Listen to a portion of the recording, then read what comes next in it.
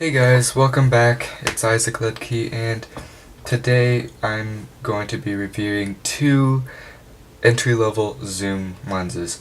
Both of these are for Nikon, and they're almost the same focal length and price.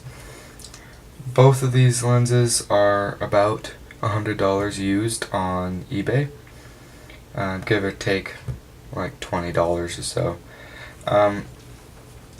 The first one here is the Sigma 50-200 f4 to 5.6, and the second one here is the 55-200 f4 to 5.6 Nikon lens.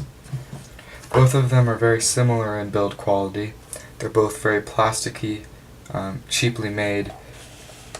They're about the same size, although the size of the focus ring, not the focus ring, but the zoom ring here, on the Nikon is much larger. It also extends more than the Sigma does, although not by much. Also, the focus ring on the Nikon is much smaller here. It's harder to find, harder to focus with. But the focus ring with the Sigma is much, well, it's stickier, but at least you can tell where you're focusing. It shows you the distance that you're focused at, which is helpful because if I want to be specifically focused at infinity, I don't want to focus past infinity, but I don't know where on this focus ring that is. So sometimes that's annoying. The filter threads, let's zoom these back, on both of these are very similar. This is a 52mm filter thread, and this here is a 55mm filter thread. And at the bottom, the Sigma is heavier because of this metal backing here, and that just means it's sturdier. The metal actually means it's better.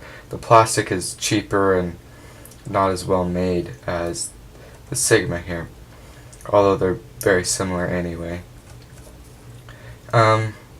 So the VR and the OS are both like image stabilization components to these lenses. They basically mean that the lens will try and stabilize your image while you're trying to take a picture. It's mainly for when you're zoomed in because it's hard to keep a steady hand. Even if you do have a steady hand, any small movements can mess up a picture. So for handheld, keep these on, but for a tripod I would keep them off because they will kind of mess with the picture in the end.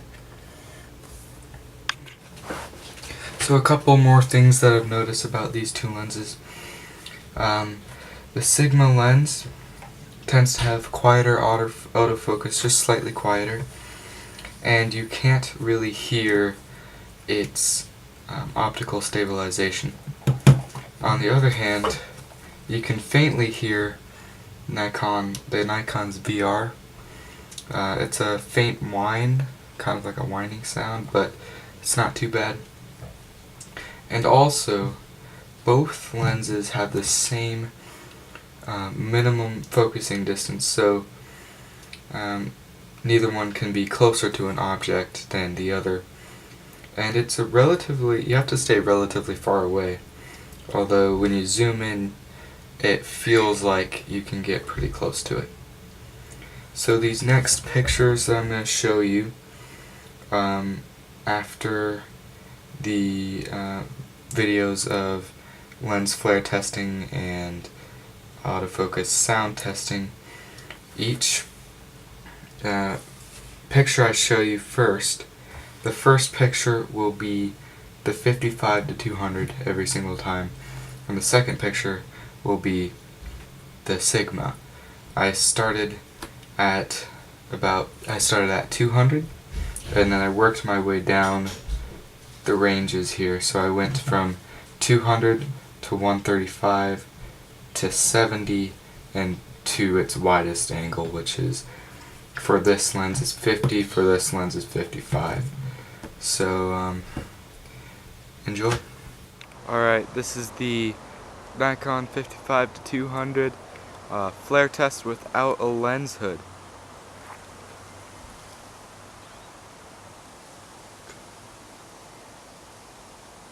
The focal length is 55 and it's focused at infinity.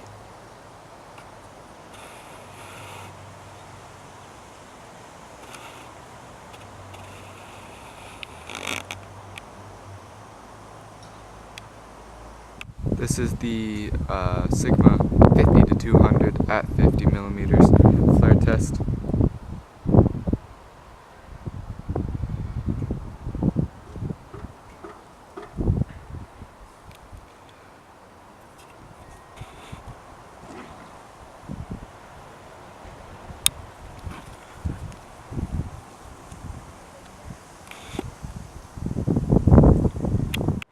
Alright, so right now I'm outside. This is the Sigma 50-200 lens, and I'm gonna use the autofocus and show you with the in-camera microphone on the D3200. I'm gonna show you what the autofocus sounds like.